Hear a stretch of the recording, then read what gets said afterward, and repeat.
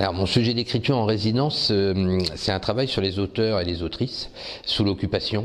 C'est un projet qui m'occupe depuis une dizaine d'années déjà, qui était né dans le cadre du centenaire des éditions Gallimard, enfin de la NRF pour être précis. Et ça faisait longtemps que je voulais interroger l'attitude des écrivains en guerre, des écrivains engagés comme on les appelle souvent, au moment où s'il y a sans doute une situation dans l'histoire la plus paroxystique, on va dire, où ce que vous écrivez peut vous valoir le poteau, ou au contraire condamner d'autres personnes à mort. C'est bien la période des années noires sous l'occupation.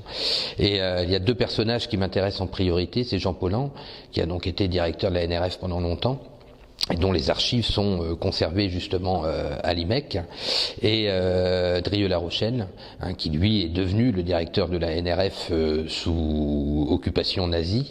À travers ces deux personnages, je raconte d'autres personnages d'écrivains également, Malraux, Charlotte Delbo, enfin voilà, beaucoup de personnages d'écrivains et de romancières qui ont traversé la période de l'occupation.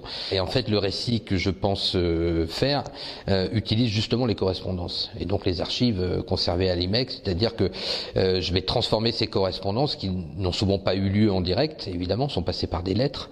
Je vais les transformer en conversation, en récit en direct, etc. C'est une mise en scène un peu très particulière, assez théâtrale finalement, où on passe de l'écrit des correspondances à une mise en scène visuelle, à transformer ça en images et en récit.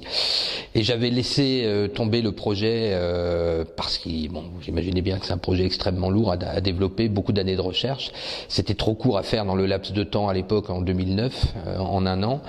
Mais je l'ai toujours gardé un peu en souterrain, continué à travailler dessus. Et quand j'ai vu passer l'annonce de la résidence à l'IMEC, bon là, c'était vraiment l'occasion de pouvoir remettre le projet en route. C'était pas tout à fait la première résidence à laquelle j'ai participé, puisque alors c'est un peu étonnant, mais c'est ma troisième abbaye par contre. J'ai été à l'abbaye de Saint-Riquier en résidence en 2014, si je dis pas de bêtises, dans le cadre du centenaire de la Grande Guerre, puisque j'ai fait une série de bandes dessinées sur la Grande Guerre qui s'appelle Notre mère la guerre, et qui était en cours d'adaptation au cinéma par Olivier Marchal. Et donc je suis allé écrire le scénario du film en résidence à l'abbaye de Saint-Riquier, mais il n'y avait pas de... S'il y avait un certain nombre de rencontres prévu en parallèle comme pour l'IMEC, mais c'était plutôt ma propre initiative. Je suis allé faire une rencontre dans une maison de retraite par exemple, puisque dans la ville où j'étais il y avait une maison de retraite justement. J'ai fait un peu de rencontres scolaires, mais c'était pas aussi cadré avec un projet très précis comme c'est le cas à l'IMEC, et en tout cas ça n'avait pas la durée je suis resté 3 mois en gros à peu près à l'IMEC, enfin 8 semaines sur 3 mois, ça n'avait pas la même durée à Saint-Riquier. Donc c'est vraiment ma première résidence au long cours et mes premiers ateliers d'écriture, puisque comme je suis auteur de bande dessinée avant tout, j'ai pu faire des ateliers de bande dessinée ou de scénario, mais pas d'écriture en tant que telle comme j'ai fait là. Donc c'était quand même une vraie découverte et pas mal d'improvisation quand même au final. Déjà d'être entièrement concentré sur le travail, puisque sinon je travaille à la maison, chez moi, et évidemment je m'occupe du quotidien ou de mes enfants ou de la bonne marche de la maison, alors que là j'ai pas d'excuses, je suis vraiment là pour écrire ou pour faire les résidences. Donc il y a vraiment cette capacité à pouvoir se concentrer entièrement sur ce qu'on écrit, à se couper, finalement être un peu hors du temps. En plus, vu les conditions sanitaires actuelles, c'est encore moins difficile de se couper un peu du monde, puisque de toute façon, on nous coupe obligatoirement un peu du monde. Après, il y a la rencontre quand même avec les élèves. Moi, je sais que j'ai toujours aimé faire des rencontres et des rencontres scolaires. Là, c'était des élèves plus jeunes que j'ai l'habitude de rencontrer, puisque ce sont des élèves qui ont entre 10 et 12 ans, et que j'écris plutôt pour les adultes, ou pour les lycéens, on va dire.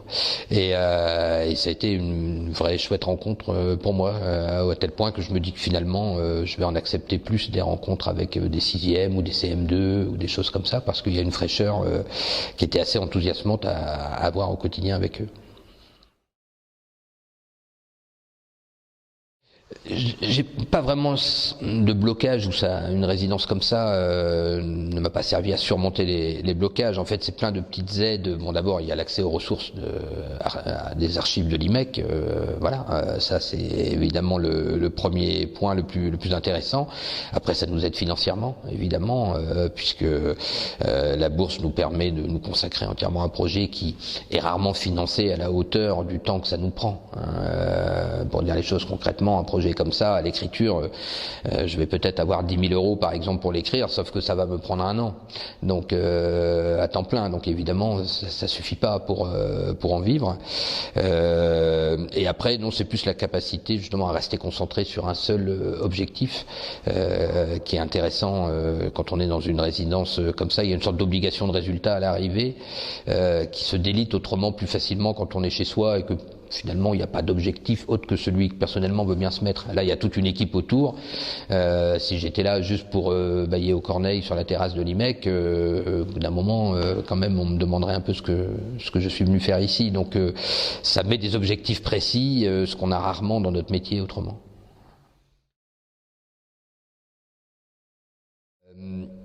Extérieurement à l'IMEC, les élèves que j'ai rencontrés dans le cadre de l'atelier, évidemment, et les professeurs, parce que pour le coup, j'ai vraiment eu la chance d'avoir des professeurs ou des institutrices très engagés dans le projet, etc. Donc il y a eu beaucoup d'échanges avec elles, puisque en l'occurrence c'était uniquement des femmes, avec elles en amont, en parallèle des ateliers avec les gamins. On s'est beaucoup appelé, on a fait des visioconférences comme on fait maintenant, etc. Donc on a beaucoup réfléchi à comment faire ces ateliers au mieux pour les enfants. Puis il y avait vraiment certains enfants, certains élèves avec qui il y a eu des rapports très forts, c'était vraiment très chouette.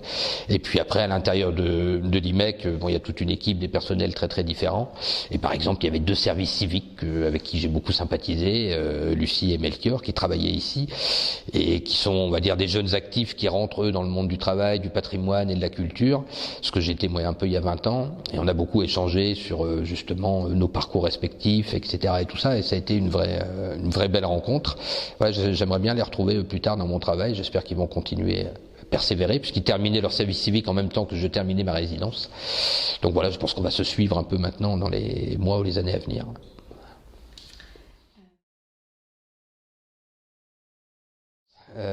L'arrivée déjà, parce que un peu bêtement on se fait une image, on se dit qu'on va venir travailler dans une abbaye pendant 3 mois, et un peu bêtement on imagine presque une cellule monacale, on va vivre presque sur un lit de pierre et dans une petite cellule de 5 mètres carrés, et en fait les studios sont très agréables, c'est très joliment rénové, etc.